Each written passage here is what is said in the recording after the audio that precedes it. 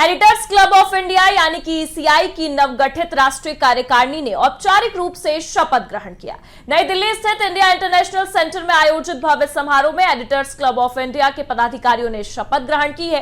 इस मौके पर वरिष्ठ टीवी पत्रकार अमिताभ अग्निहोत्री ने राष्ट्रीय अध्यक्ष की शपथ ग्रहण की, तो इसी के साथ संजय गिरी ने वरिष्ठ उपाध्यक्ष, डॉक्टर सुनील कौशिक ने राष्ट्रीय महासचिव, सत्येंद्र कुमार भाटी ने राष्ट्रीय कोषाध्यक्ष, नरेश वशिष्ठ ने राष्ट्रीय संगठन मंत्री और उत्तर भारत लाइव के संपादक आशीष कुमार ध्यानी को राष्ट्रीय सह सचिव की जिम्मेदारी सौंप दी गई। बता दें कि इस दौरान वरिष्ठ पत्रकार एवं आज की खबर राष्ट्रीय चैनल के संरक्षक डॉक्टर चंद्रसेन वर्मा को एनआरआई एवं इंटरनेशनल कोऑर्डिनेटर नियुक्त किया गया है। इस अवसर पर देश भर के वरिष्ठ संपादक, पत्रकार, मीडिया विचारक, शिक्षाविद उपस्थित रहे। इस अवसर पर उपस्थित सभी संपादकों ने पत्रकारिता की गरिमा, साख, सच्चाई और नैतिकता को बरकरार रखने का संकल्प भी लिया। शपथ ग्रहण का कार्यक्रम आरंभ करते हैं।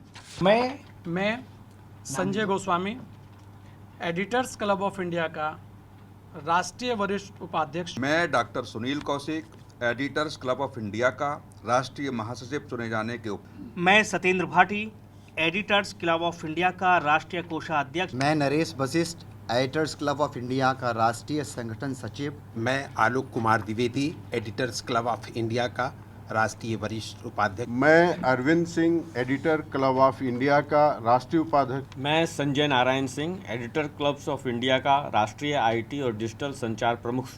मैं doctor Chandrasen Verma, editors club India का एनआरआई और अंतर्राष्ट्रीय संबंधों।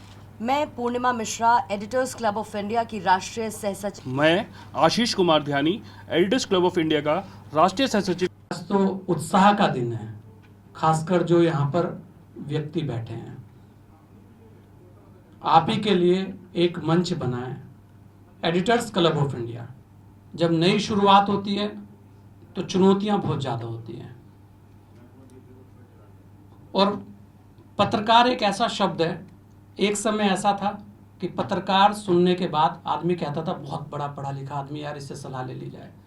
एक समय ऐसा भी आया हमारे ही कारण कि अगर आप बता दो कि हम पत्रकार हैं तो साथ वाला सोचता है कि यार कैसे दूरी बना ले, ये बढ़िया है। डर पैदा कर दिया हमने। इन्हीं सब चीजों को देखते हुए जब कुछ लोगों की वार्ता हुई तो बड़े आदरणीय हैं हमारे अध्यक्ष जी अमिताभ अग्निहोत्री जी। वो इस पीड़ा को जानते हैं, क्योंकि वैसे तो यहाँ और भी वरिष्ठ लोग हैं, लेकिन मुझे लगता है कि उनकी वरिष्ठता शायद हम सबसे थोड़ी सी ज़्यादा है। उन्होंने बहुत ज़्यादा चीज़ों का अनुभव किया है। जमीनी स्तर पर उन्होंने हर चीज़ को देखा है कि किस तरीके से हमने अपनी सूचिता को ख़त्म करने का काम किया है। तो ये क्लब का गठन हुआ, शुरुआती दौर है। तो इसी शुरुआत में आज ये राष्ट्रीय पदाधिकारियों की घोषणा भी होगी, एग्जीक्यूटिव कमेटी जो है उसकी घोषणा भी होगी। और अब तो खैर मीडिया भी इंडस्ट्री बन गई है। जैसे फिल्म इंडस्ट्री थी तो मीडिया भी एक इंडस्ट्री है। तो एक अमिताभ उधर है, एक अमिताभ हमारे पास है। मैं सर्वप्रथम कि वास्तव में इसके गठन की आवश्यकता क्यों पड़ी और इसका उद्देश्य क्या है, इसके लिए मैं माननीय अध्यक्ष जी अमिताभ अग्निहोत्री जी को आमंत्रित करूंगा कि वो बताएं कि वास्तव में एडिटर्स क्लब ऑफ इंडिया का गठन क्यों किया गया। इस सभागार में मौजूद सभी साथी, देश में कई सारे संगठन हैं पत्रकारों के लिए, और कुछ संगठन संपादकों के लिए भी हैं। ऐसा नहीं कि कोई नया संगठन बनना था। फिर एक विषय आता है कि जब पहले से इसी क्षेत्र के अन्य संगठन हैं तो फिर एक नया प्रयोग क्यों हो रहा है, किस लिए हो रहा है। मुझे लगा कि इस प्रश्न का उत्तर सबके सामने होना चाहिए, क्योंकि आप सब लोग हमारे एम्बेसडर हैं। तो आप लोग भी जब दूसरे लोगों के पास जाएंगे तो वो सवाल पूछ सकते हैं कि भाई वो एडिटर्स गिल्ड था, ये था, वो था, फिर भारतीय प्रेस परिषद थी, बहुत सारी संस्थाएं, बड़ी संस्थाएं हैं, पुरानी संस्थाएं।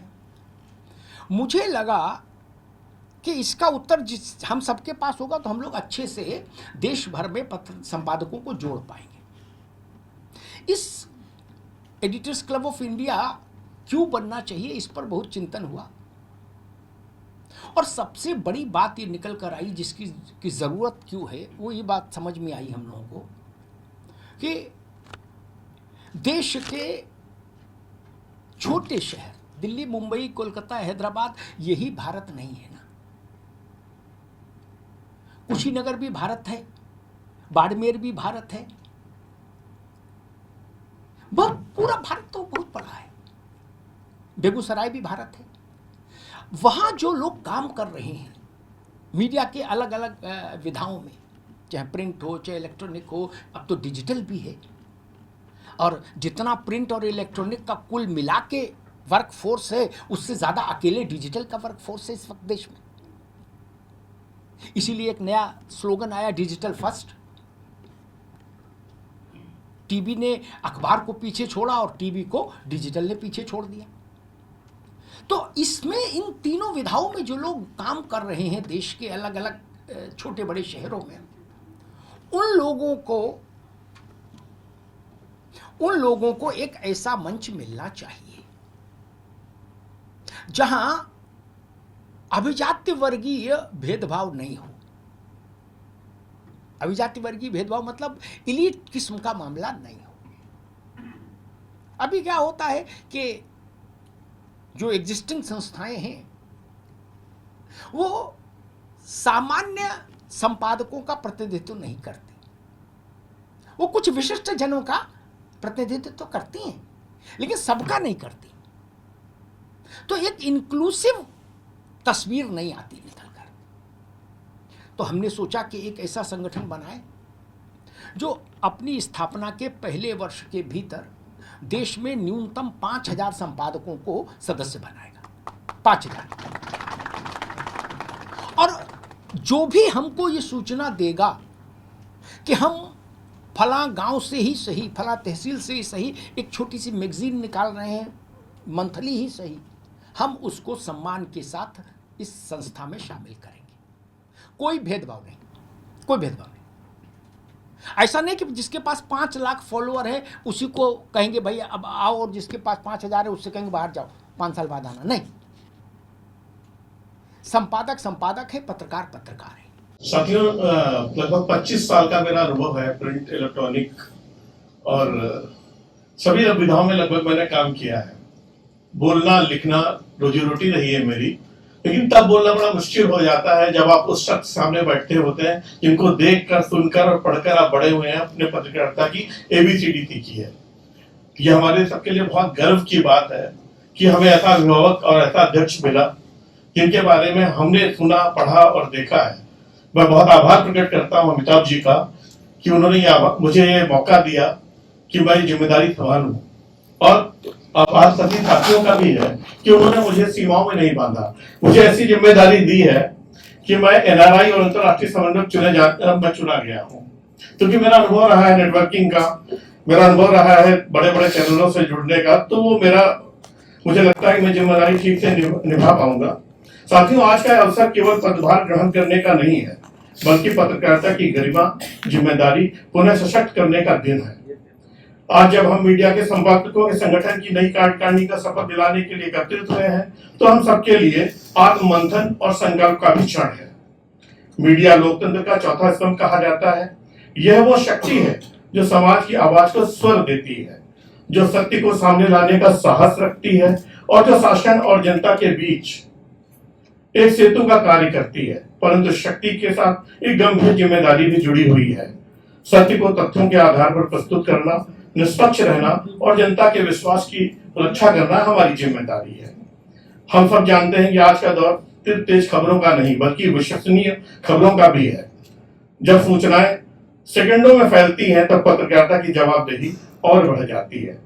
इसलिए आज जब नई टीम शपथ ले रही है तो ये केवल संगठन ही नहीं बल्कि पूरी मीडिया जगत की विश्वसनीयता की शपथ है।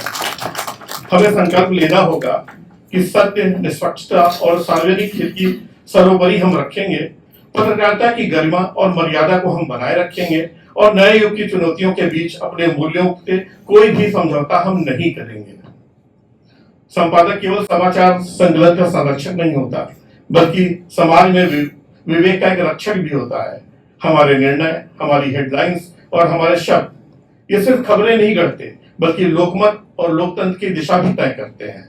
मुझे विश्वास है कि संगठन की नई टीम अपने अनुभव, दृष्टि और संवेदनशीलता के साथ मीडिया की जगत में नई ऊर्जा का संचार करेगी।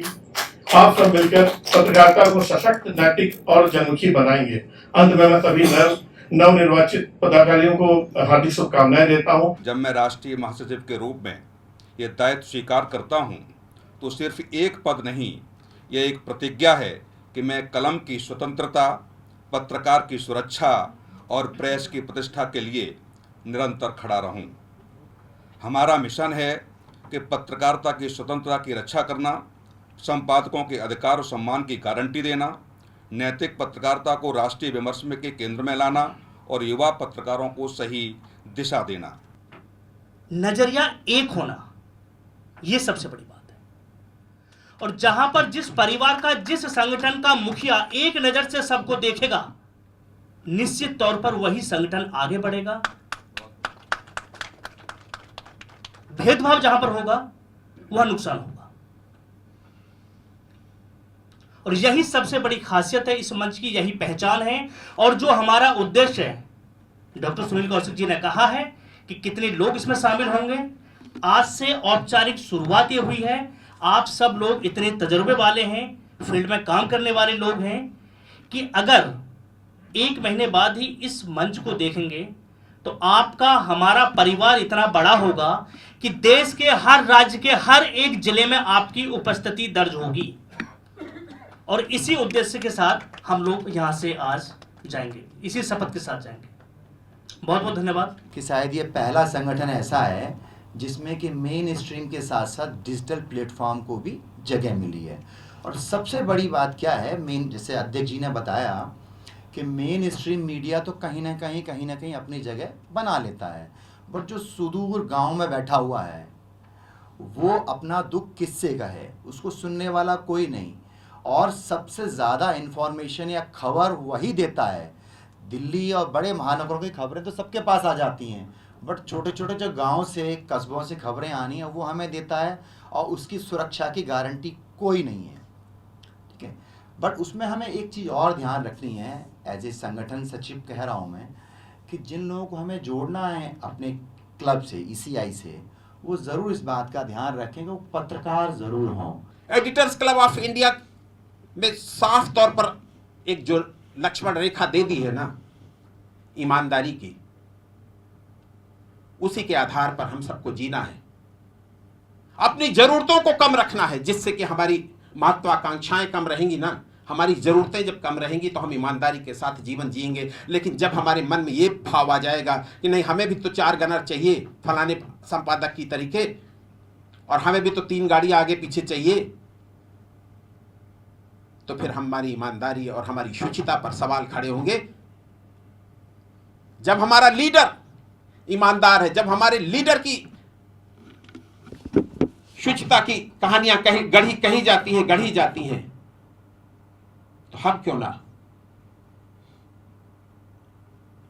सही माने में उनको अपना लीडर माने और उनके मार्गदर्शन पर और उनकी प्रेरणा पर चलते रहे और ईमानदारी के साथ एडिटर्स क्लब ऑफ इंडिया को आगे बढ़ाते रहे।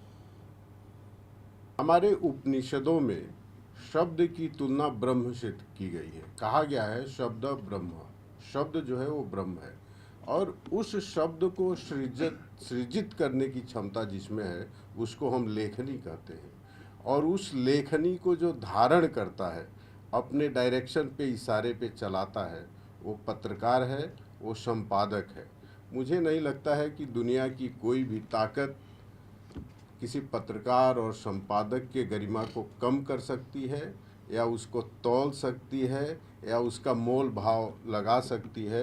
एक ही शर्त है कि पत्रकार और संपादक खुद अपना मोल लगवाने के लिए तैयार न हो जाए, तब तक उसके गरिमा को कोई कम नहीं कर सकता है। दूसरी बात मैं कहना चाहूँगा कि एडिटर्स क्लब ऑफ इंडिया बना है। देखिए, आपकी भूमिका बहुत बड़ी है।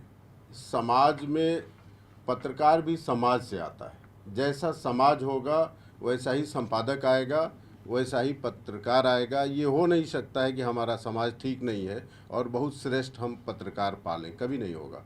राजनेता भी आप उम्मीद करें कि बहुत ईमानदार आ जाएं और समाज ईमानदार नहीं है तो राजनेता ईमानदार नहीं मिलेगा, न ब्यूरोक्रेट ईमानदार मिलेगा।